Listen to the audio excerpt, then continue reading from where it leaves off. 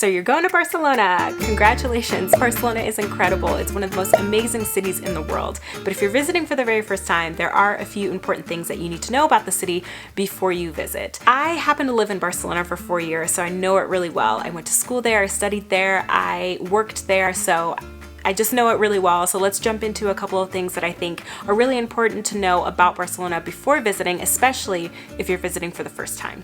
So the first thing to know about Barcelona before you visit is that Barcelona is in Catalonia. And not only is it in Catalonia, it's the capital of Catalonia. If you have no idea what I'm talking about, Spain as a whole is divided into 17 autonomous regions or communities. And each one of these communities has their own customs, cultures, traditions, holidays, and sometimes even languages. And in Barcelona, because it's a part of Catalonia, it has 2 official languages. The first one is Spanish. So Spanish is the official language in every community in Spain. However, in 6 of them, it is the co-official language, and Catalonia is one of them. So Spanish is the first official language, and the second one is Catalan. So when you're visiting, you will most likely hear Spanish and Catalan spoken. You will see street signs and signs all over the city that are in both Spanish and Catalan, and sometimes in English as well.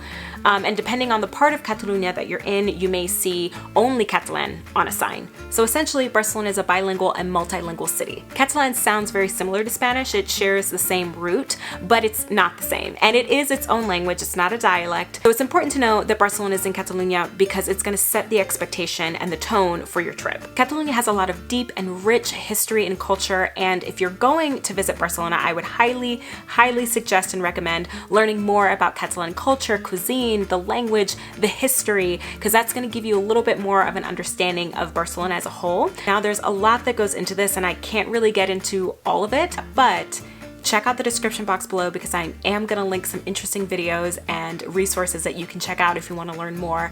So the second important thing to know about Barcelona before you visit is that getting to and from the airport is really, really easy. So I know that for a lot of us when we travel, our first instinct is to grab a cab or grab an Uber, which is absolutely something that you can do. I am not knocking that. You just make sure you're getting in the black and yellow ones that are identified for the city. But if you want to save a little money, using public transportation to get to the airport is so easy in Barcelona. But as far as I know, I don't believe Barcelona has Uber anymore in the city. So here are some of the options that you have. So first off, you can easily take the metro.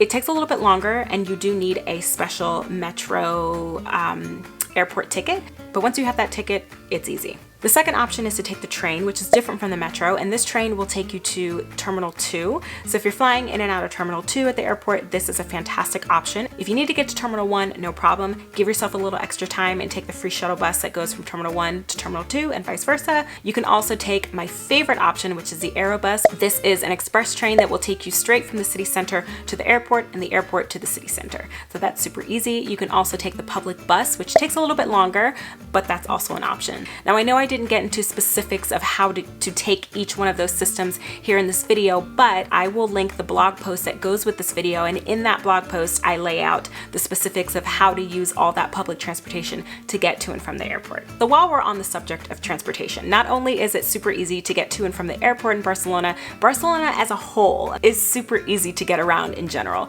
It is one of the most walkable cities, and here is why. So in 2016, Barcelona implemented an urban planning initiative, a concept called Superblocks. And essentially what Superblocks are, I'm probably gonna butcher this, but as far as I know, they are it's where the roads create a 400 by 400 meter block. And there are 9 blocks that basically reclaim the street from cars. So no cars are allowed, only pedestrians. The sidewalks are very wide, and it's just made Barcelona such a walkable and enjoyable city. You may not notice this when you're there, but there are streets where cars can drive during the day, but at a certain time during the day, there's these big boulders in the street that shoot up. And then after that time period, cars can't drive along that street anymore. So again, it just makes it a really walkable city. It makes it a very safe city to walk. I think for me, one of the best ways to explore Barcelona is by bus or by walking. And I will leave some resources with articles talking more in depth about the Superblocks. But what I'm trying to say is I wouldn't spend that much money on transportation and trying to take a taxi from one side of town to the other. It's just not necessary. So bring some comfortable walking shoes with you. Now, a little pro tip for you here, the metro in Barcelona does not run 24/7, but what does happen is once the metro closes, there is a night bus that follows pretty much a similar route. So if you're ever, you know, partying or hanging out late in Barcelona and the metro is closed, definitely make sure you check out Google Maps so you know exactly which night bus you can hop on and head back to your accommodation. And also, if you're in Barcelona, you need to flag a bus down. So a bus is just not automatically gonna stop. So you definitely have to wave your arm like you're in New York City and hailing a cab. You need to hail your bus as well to make it stop so that you can get on the night bus. But all in all, it's super easy. Barcelona is pickpocketing central. You heard it right. It is pickpocketing central. You need to be careful with your stuff, and this is no joke. Honestly, the people that pickpocket in Barcelona are professionals, and actually a lot of them are young kids, and they don't necessarily want your stuff for the sake of having it. They want to have it so they can sell it. You might not even realize that you've been pickpocketed until you get back into your hotel or back into your accommodation and you're looking for your phone or your wallet and it's nowhere to be found. You've been had. And people who pickpocket in Barcelona, they're watching you, and they usually target tourists. So you want to be careful with your stuff, and you want to make sure you're guarding it at all times, especially if you are traveling solo. So here are a couple of my tips to avoid getting pickpocketed in Barcelona. If you're carrying a backpack and you're on the metro, I would take your backpack, take it off one shoulder and swing it to the front so that you're holding it in front of your body. I also think it's a really great idea to wear a crossbody bag or a fanny pack and pull the part of the bag in the front of you. Use your front pockets instead of your back pockets. I would also refrain from putting things in jacket pockets unless you're going to be putting your hands in the pockets and holding those items. And another thing is, if you're going to a restaurant or you're going out to eat with some friends or going out to eat by yourself, whatever, do not, hear me loud and clear, do not put your phone on the table and just leave it there, because someone can easily walk by and swipe your phone like this. If there's anything I could stress more, it's this. It is a really big thing there, and you have to keep track of your stuff. I know, for example, in the States, sometimes you'll go out to a bar or a restaurant and you'll sit at the bar and there'll be these hooks at the bottom of the bar. Even if they have that in Barcelona, don't use it. Don't use it. Just hold on to your stuff and just make sure you know where your phone, your keys, your wallet, all of that good stuff, your passport, just know where all of that stuff is at all times. So the next thing to know about Barcelona, which is something you've probably heard a bunch of times already, I'm sure, is that dinner is late. So if you are someone that is used to eating dinner around 5, 6, 7 o'clock even, you might want to figure out an alternative. I mean, it's definitely a cultural thing, but I also think that, I don't know if this is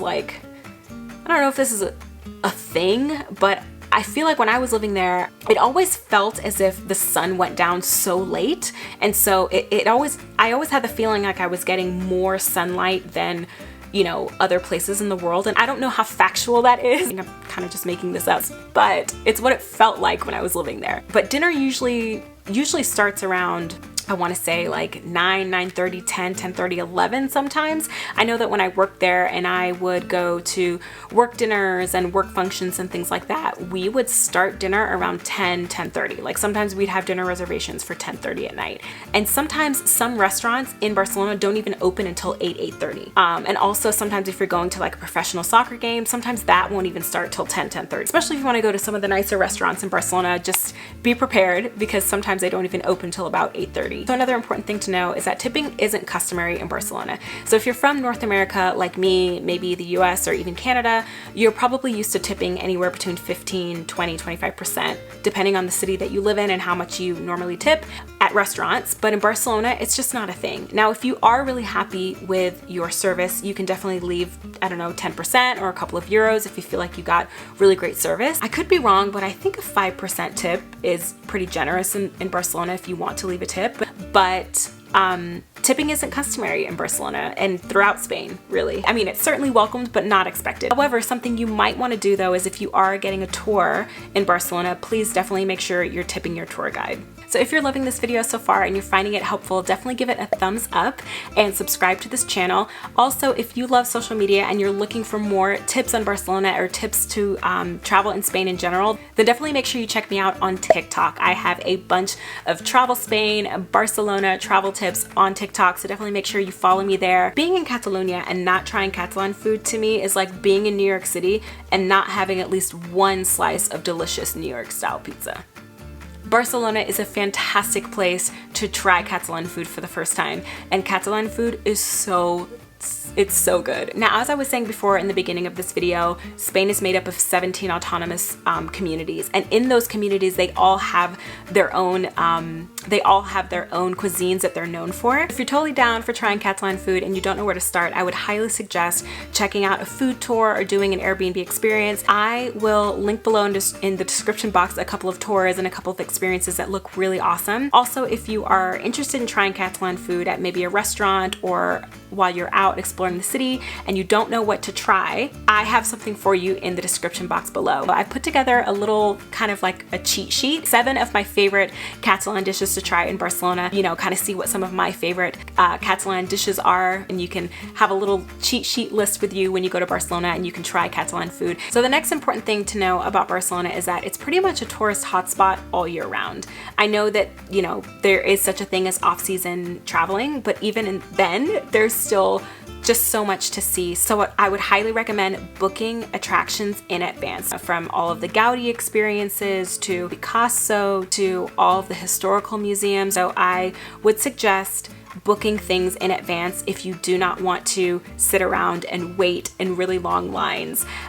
There are a few bundles and passes and things that I recommend, but definitely it's going to save you time, it's going to save you money, and it's going to save you a headache and hassle if you book things in advance. I definitely think that a lot of the attractions at Barcelona are not one of those things where it's like, I could go without it. No, you can't. It's pretty incredible, and you don't want to miss out. So another important thing is that exploring outside of the city and exploring Catalonia, Greater Catalonia as a whole, is worth it. It is so incredibly beautiful. It is fantastic. You can go see Dali's hometown and visit the Dali Museum. You can also visit his home. There's Costa Brava, there's Girona, especially if you are a history buff, and the food is so incredible there. Also, if you watch Game of Thrones, which I don't, but if you watch it and you've seen it, it was filmed there, so you might want to check that out. So anyway, bottom line is there is a lot to see, and I definitely say give yourself some time and also consider the idea of doing a couple of day trips and exploring outside of Barcelona, the city. And if you're looking for more information on that,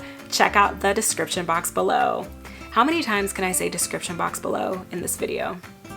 I don't know. There's just so much information. And finally, I think another important thing to know is that you don't need to know Spanish. It is a bilingual, multilingual city, and a lot of people, especially the younger people, speak English. I mean, of course, it's helpful to have a couple of phrases under your belt, especially if you're traveling outside of Barcelona and you're exploring more of Catalonia at large. Don't kill yourself with anxiety and pressure, you know, to say, well, I don't know Spanish or I don't know Catalan and I don't know how I'm gonna get by. You'll be fine.